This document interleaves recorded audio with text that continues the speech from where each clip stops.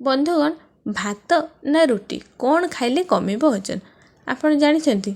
भात खाइले कमिब वजन ना रुटी खाइले कमिब वजन। तो जानिबा को जदि चाहुचंती चलंतु वीडियोटी को देखिबा पूरा शेष पर्यंत देखिबे। ओडिशा रे प्राय सब लोक भात खाइबा को अधिक पसंद करिथांती।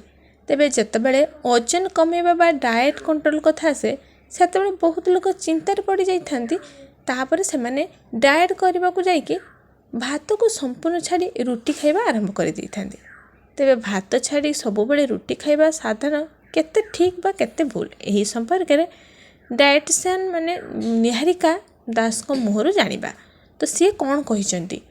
तेबे निहारिका को कहिबा अनुसार बहुत लोक निज ओजन कमाइबा चक्कर माने लंच रे बिल्कुल भी भात खाइ नथांती। हेले भात को आम माने भातरू आमको कौन मिली थाए ना श्वेतसार मिली थाए। तो जो श्वेतसार आमको सब प्रकार कार्य करने को शक्ति जगाई थाए। तो तेणु आम खाद्य जहाँ हेले भी श्वेतसार परिमाण माने रहिबा निहाती भाव में दरकार पड़ी थाए। तो जो लोक पतला होगाकू जाइकी संपूर्ण भाव में श्वेतसार नेबाई बंद कर दी थांती अर्थात भात खाइबा संपूर्ण भाव में छाड़ी दी थांती तेबे से एथिपाई तांको समस्यार सामना करने को पड़ी थाए। तो जदि तांको देहरे माने श्वेतसार ही रहिबनी से भात खाइबेनी तो तांको पाई बहुत समस्या माने क्रिएट हुए। तो तेणु खाद्य जहाँ हेले भी अल्प परिमाण हो पछे श्वेतसार जातीय खाद्य माने खाइबा उचित। बहु लोकंक मन रे एभली किछि भूल धारणा रही थाए जे आमे जदि भात खाइबु तेबे हमको अधिक माने होजु भारी अनुभव हेबो, आमे अधिक मोटा होई जिवु। जदि आमे रुटी खाइबु तेबे हमको माने हालुका फील हेबो एमिति बहुत लोक भाबंती। आमे बहुत शीघ्र पतला मध्य हेई परिबु। हेले भात और रुटी आमको उभय खाइबा पई पड़िबो।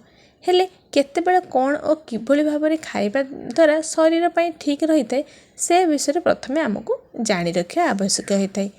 तेणु जो लोक माने निजेर डाएट को बैलेंस रखिबा को चाहुचंती तेणु सेमाने भात को संपूर्ण छाड़ी देबा उचित ने।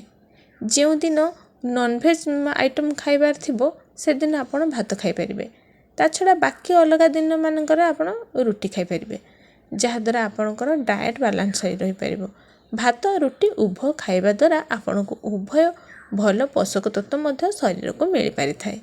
तो तबे वीडियोटी भल लागिथिले वीडियो को गोटे लाइक करबा सह अन्य माननकु मध्य शेयर करंतु। तो अन्य माने एही वीडियो रु किछि माने शिखि पारिबे तो तांको कामरे भी लगे पारिबे जे माने निज हेल्थ पई चिंतित थिबे ता हेल्थ रो किछि परिवर्तन करिया पई चाहुथिबे एही वीडियो निहाती तांको किछि सहाय्य करिवो। तो रहुछि धन्यवाद।